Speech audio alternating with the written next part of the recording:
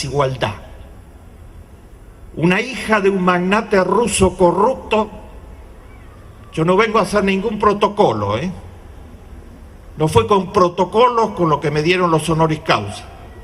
Yo solo respondo a la ética y a mi conciencia moral. La mujer de un magnate ruso corrupto que se apoderó de una cantidad de empresas públicas, la hija de 21 años se compró los otros días el apartamento más caro de Manhattan.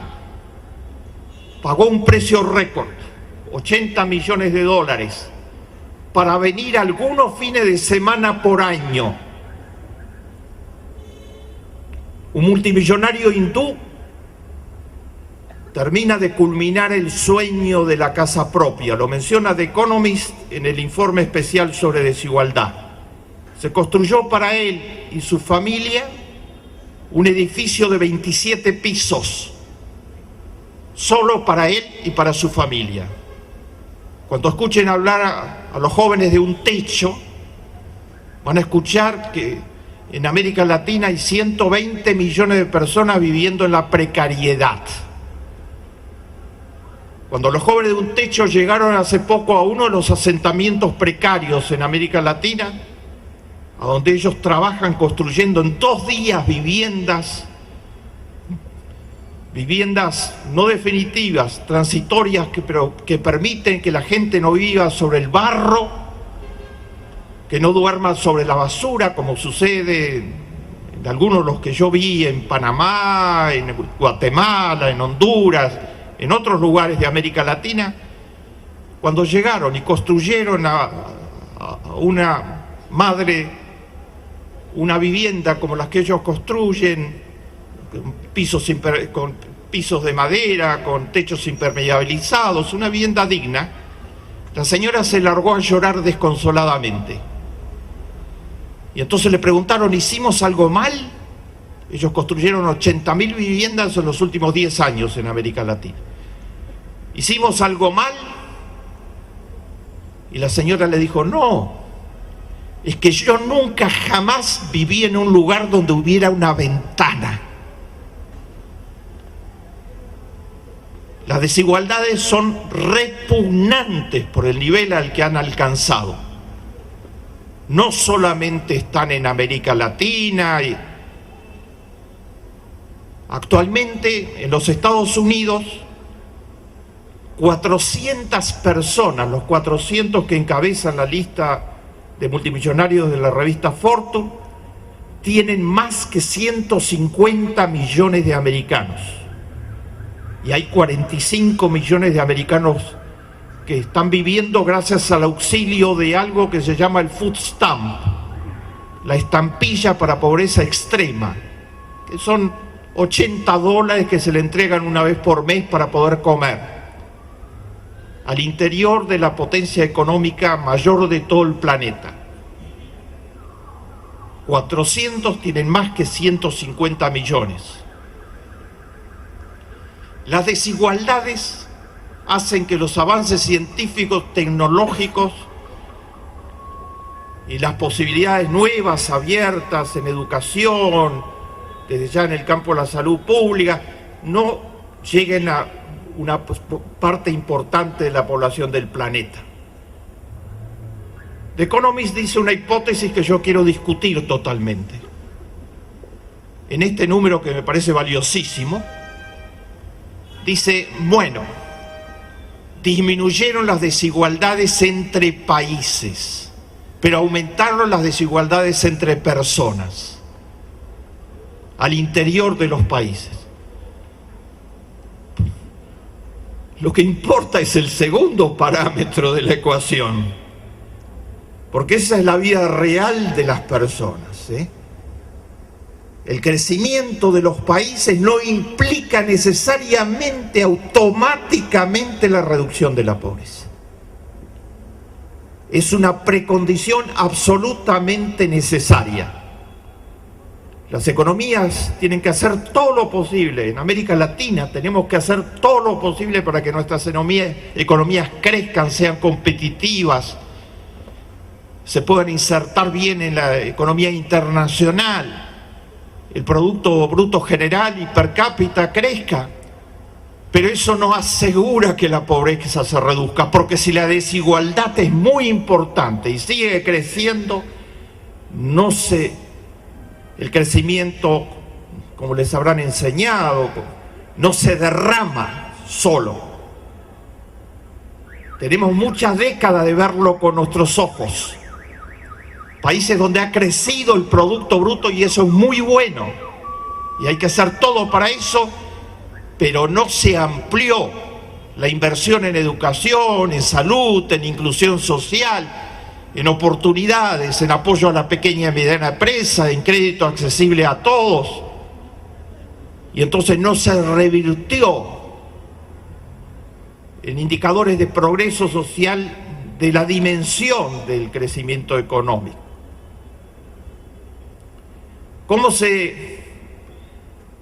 ¿Cómo afecta todo esto? ¿Qué tiene que ver con la crisis europea y con la recesión muy fuerte que vivió la economía de Estados Unidos en el 2008-2009, que potenció una crisis económica mundial y que dejó a la economía en un estado de crecimiento muy bajo? Se articula totalmente, porque la pobreza no llueve, las crisis económicas no llueven. Nosotros decimos hay crisis en Europa. No, hay crisis porque hubo políticas que generan crisis. Hubo funcionamientos de la economía mundial y de políticas de algunos de los sectores más poderosos de la economía mundial y de políticas internas en muchos países que generan crisis. Hay políticas que producen igualdad y políticas que producen desigualdad. Ustedes van a escuchar mañana a Daniel Olesker, préstenle mucha atención, porque él fue el ministro encargado de implementar políticas por las que la pobreza en Uruguay bajó en pocos años del 39 al 13-14%. Y no hay ninguna magia. Y cero violencia. Yo no creo en ninguna forma de violencia, son todas repudiables totalmente. Educación, salud, estímulo con todo a la pequeña y mediana empresa, grandes creadores de empleos en una economía. El programa del presidente Lula sacó 40 millones de personas, como todos sabemos, de la pobreza y las convirtió en clase media. Pequeña clase media. ¿El presidente Lula es un mago? No, no es un mago. Viene de una familia de extrema pobreza. No pudo completar la escuela primaria. Algunos de sus hermanitos murieron por pobreza. Uno de sus ministros durante los 8 años de gobierno me dice: Bernardo, ¿sabes una cosa? Cada vez que teníamos reunión de gabinete con Lula, muy rápidamente todos nos dimos cuenta de lo que estaba en su cabeza. Todo programa que nosotros le presentamos de cualquier área del gobierno, él preguntaba si eso es bueno para los pobres. Su cartabón central eran sus raíces. Y entonces pudo producir en Brasil políticas y programas que ayudaron en su conjunto, al mismo tiempo que un funcionamiento del modelo económico, que ayudó en su conjunto a generar estas cifras. Brasil comenzó en el primer día de Lula con 45 millones de personas desnutridas.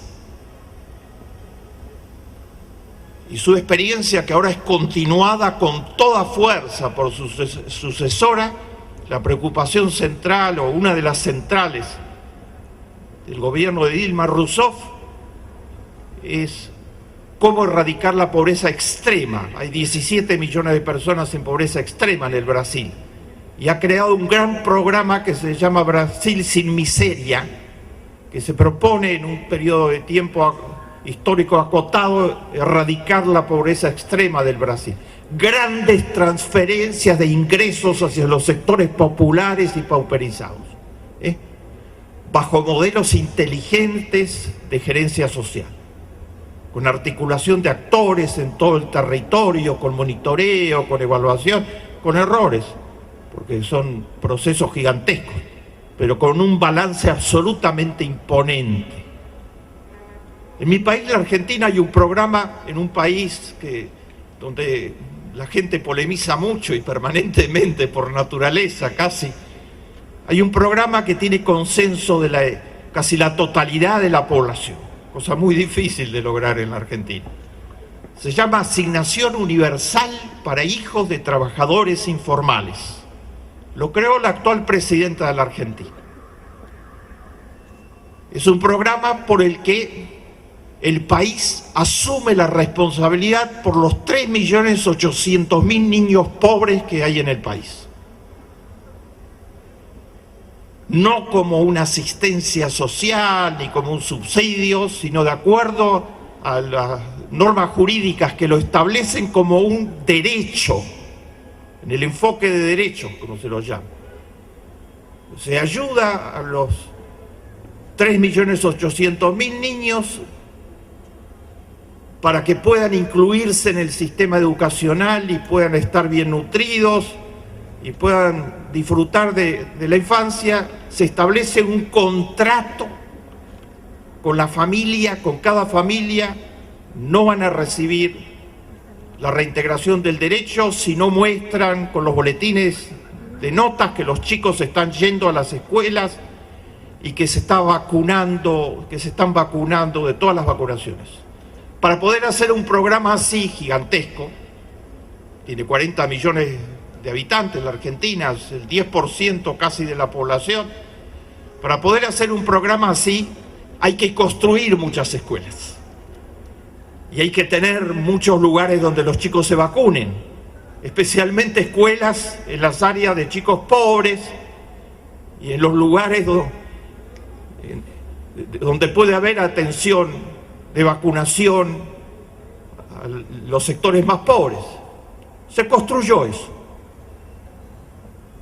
Argentina tiene actualmente una inversión en educación que es el 6,5% del Producto Bruto del país. Según The Economist, es la mayor inversión en educación en las Naciones Unidas que tiene hoy América Latina. Le sigue Costa Rica, que siempre fue el líder, con un 6% de inversión en educación como porcentaje del Producto Bruto. Si se construyen escuelas y se universaliza la vacunación y se pone todo eso al alcance de las familias pobres, hay resultados. Se hizo una evaluación hace muy poco tiempo de 7 universidades. El programa de asignación universal lleva 2 años de funcionamiento. Aumentó fuerte la matrícula escolar de niños pobres, bajó la deserción escolar de niños pobres.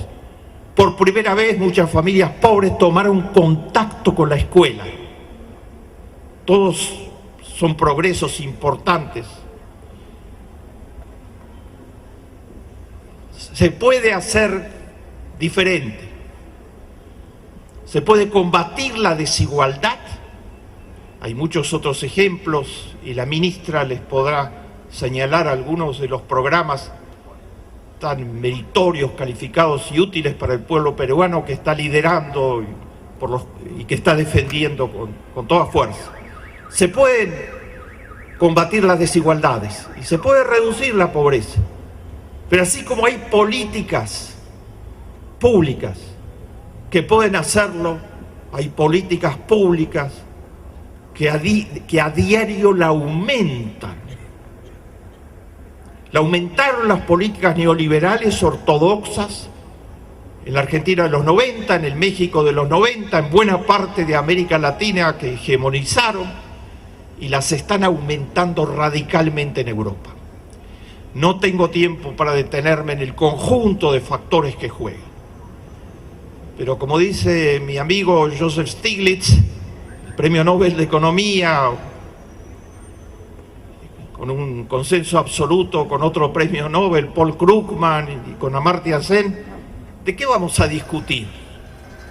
En Europa hace 4 años que se están aplicando las políticas de austeridad. ¿Y de qué vamos a discutir?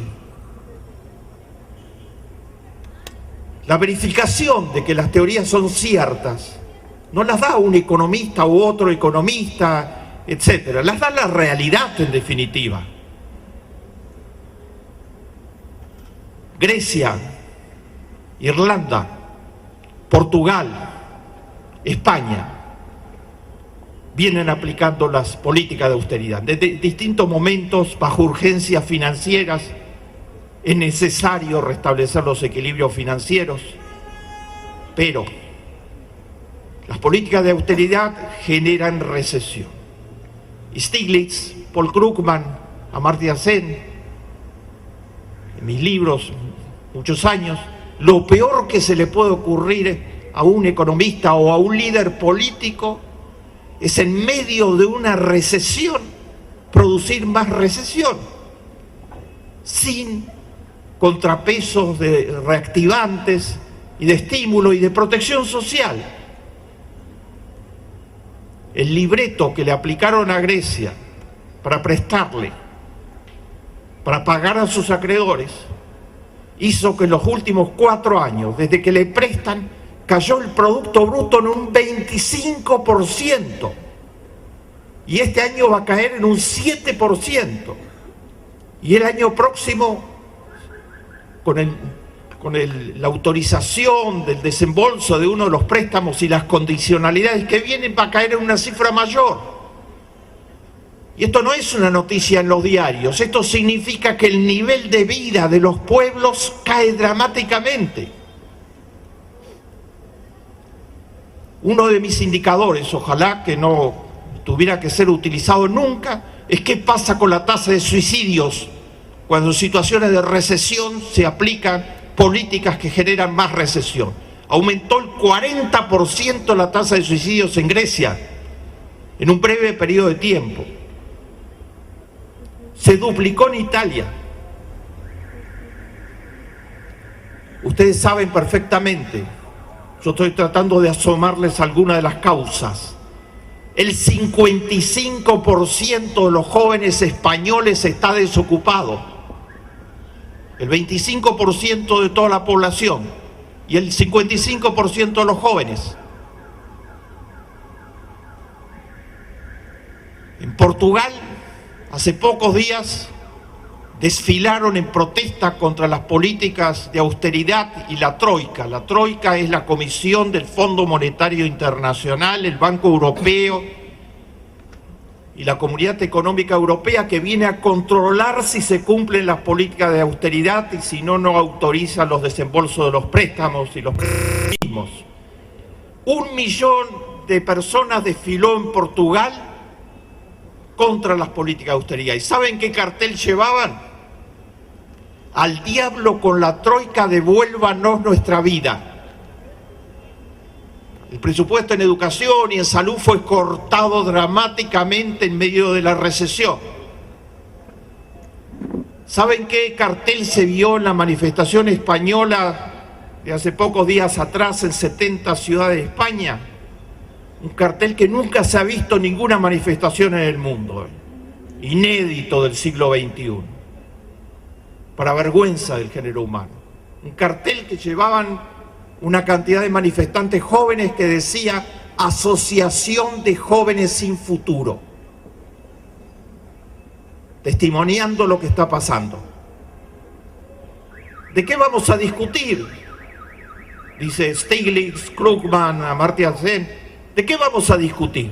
Ahí están los hechos. Agrego, junto con Stiglitz, no es una discusión ideológica o política, nada, son malas políticas económicas. Favorecen al 1% más rico del género humano y desfavorecen totalmente a sectores amplísimos. Producen enfermedad, exclusión educativa, despido masivo de maestros. En todos esos países hay despido masivo de maestros actualmente. Y suicidios.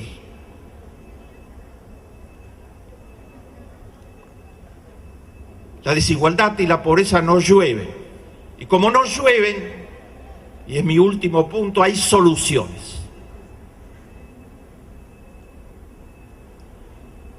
Hay soluciones. Desde la primera página que yo he escrito en mi vida, hasta el día de hoy, yo siento un absoluto sentimiento de esperanza. Me alimento de experiencias ejemplares, buenas políticas públicas, responsabilidad social empresarial, emprendedurismo social, voluntariado. La inmensa mayoría del género humano que quiere otro destino diferente para el género humano. Y eso es el futuro, es algo romántico. Estos son realidades. A la cabeza de la tabla de desarrollo humano de las Naciones Unidas hay un país en el mundo, Noruega, cero pobreza, bajísima desocupación, el mejor coeficiente Gini del planeta, o sea, la más baja desigualdad. En el mismo equipo, normalmente entre los primeros puestos de todas las tablas que el mundo tiene, de equilibrio ecológico, de eliminación de la discriminación de la mujer, tema fundamental,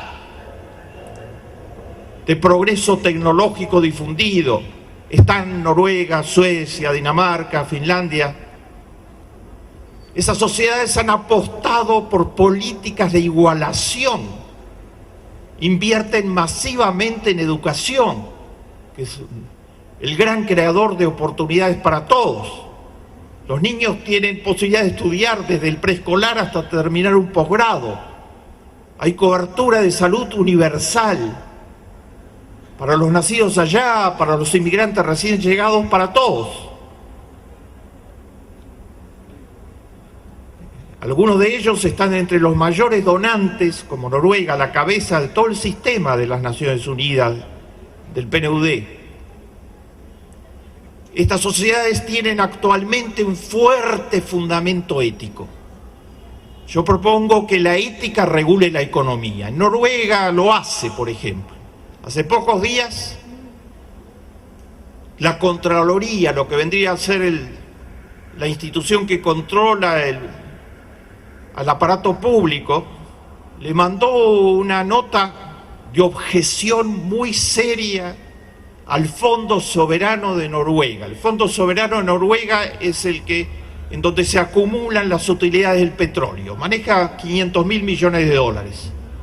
Invierte hacia adentro y hacia afuera. ¿Qué le objetó la Contraloría? Uno podría pensar que corrupción. Nada que ver. Los países nórdicos están en los primeros puestos de Transparency International. Son de los que tienen menos corrupción en el planeta. Entonces, ¿qué le objetó? La Contraloría le objetó de que tenía inversiones en transnacionales, empresas transnacionales que violaban, le dijo textualmente en la carta, algunos de los fundamentos éticos de la sociedad noruega. De inmediato el fondo retiró todas las inversiones de 19 empresas transnacionales y publicó en el New York Times, en Le Monde, en el Washington Post, en los principales diarios del mundo, la lista de las 19. Dijo que les retiraba todas sus inversiones porque o fabricaban minas de guerra, o no reconocían la posibilidad de que los trabajadores pudieran formar sindicatos, o discriminaban a las mujeres, o usaban mano de obra infantil. Dio un ejemplo de política pública que estimula la responsabilidad social empresarial. ¿Explico? Dijo, aunque esas inversiones nos den réditos más grandes, no vamos a invertir en empresas irresponsables socialmente. No son los países nórdicos los únicos del mundo, son los que encabezan las tablas. Pero la referencia que hace The Economist no es casual. En América Latina, y particularmente en el UNASUR, están cambiando dramáticamente los procesos a impulso de la ciudadanía. Yo no creo en personas, solo creo yo mido los países en primer lugar por cuánto invierten en educación, en salud, incluir a los jóvenes que están fuera del mercado de trabajo y fuera del sistema educativo. En América Latina y en el UNASUR, a la vanguardia, están cambiando todos esos indicadores. ¿Saben cuánto cuesta el programa Bolsa Familia de Lula? Cuesta cerca del 1% del Producto Bruto del Brasil. O sea, una transferencia de ingresos del 1% del Producto Bruto de unos sectores sociales a otros sectores sociales, de los que más tienen, los medianos a los desfavorecidos. ¿Saben cuánto cuesta Asignación Universal de Cristina? 1,2% del Producto Bruto de la Argentina. Además se actualiza con la inflación. No se desvaloriza ni está estacionado. Ya ha tenido 3 actualizaciones en poco tiempo. Lo que se está haciendo en el Uruguay, en otros países de América Latina, significa que la ciudadanía exige políticas públicas que abran oportunidades, y hay fuerzas históricas significativas, importantes, que están recogiendo ese mensaje. El programa social que creó Perú y que hoy se está expandiendo y está bajo las consignas más avanzadas de gerencia social con el liderazgo de la ministra, pertenece a estos cambios de fondo que se están produciendo en América Latina. América Latina es vista hoy, particularmente el UNASUR, es visto hoy como una región no para venir a ver solamente, como en periodos anteriores, cómo países con altísima potencialidad de recursos naturales, bendecidos por la divinidad, pueden generar tanta pobreza y tanta desigualdad, sino como una región que en un espacio corto, en el siglo XXI, en 10 años, ha reducido significativamente la pobreza y la desigualdad. La responsabilidad social empresarial que tiene que ver con todo esto puede ser un aliado formidable de políticas públicas a favor de la gente. Los empresarios solos, nadie les pide que cambien los cuadros que yo les he descrito. Las políticas públicas, que en una democracia representan a toda la población, son quienes deben asumir los compromisos centrales, los compromisos de cambio centrales. Pero la empresa privada, que es un motor de progreso, que debe ser apoyada por todos los medios para que genere productos y servicios del modo más eficiente, puede ser un aliado o puede ser un obstáculo. Depende de qué criterios de fondo guían a los empresarios privados. Ahí se instaló la idea de responsabilidad social empresarial. No la idea estúpida, superficial y frívola que venden algunos supuestos disertantes sobre el tema, que le dicen a los empresarios: haga responsabilidad social empresarial básicamente como estrategia de marketing. Y entonces va a ganar mucha más plata que la que gana. Lo están aconsejando muy mal. Ya la gente no traga las estrategias de marketing por las que se da una donación a una pequeña escuela o a una parroquia y después se gasta 50 veces ese monto en publicidad de esa pequeña donación, etc. La gente pide hoy balances sociales, nada menos. Que las empresas grandes informen al mismo tiempo de sus actividades financieras, informen de lo que hacen por el medio ambiente y de lo que hacen por la comunidad en la que están insertos y la sociedad en su conjunto. La presión ha sido tan grande después de los desfalcos gigantescos en Ron, los desfalcos en la crisis en Wall Street en los años 2008 o 2009, los recientes, a los que voy a mencionar enseguida, ha sido tan grande que de las 500 mayores empresas del mundo, 470 actualmente, bajo presión en muchos casos, publican balances sociales. Y han jerarquizado totalmente la actividad de responsabilidad social empresarial. Los ciudadanos de los países democráticos se han articulado en muchos casos. Asociaciones de consumidores, asociaciones de usuarios, de servicios, organizaciones de muy diversa índole, y están diciendo: a los políticos les pedimos ética, no más corrupción, ética, que velen realmente por la gente. Y a la empresa privada y a los empresarios también les pedimos ética, porque sus decisiones impactan nuestra vida diaria. Episodios de irresponsabilidad recientes.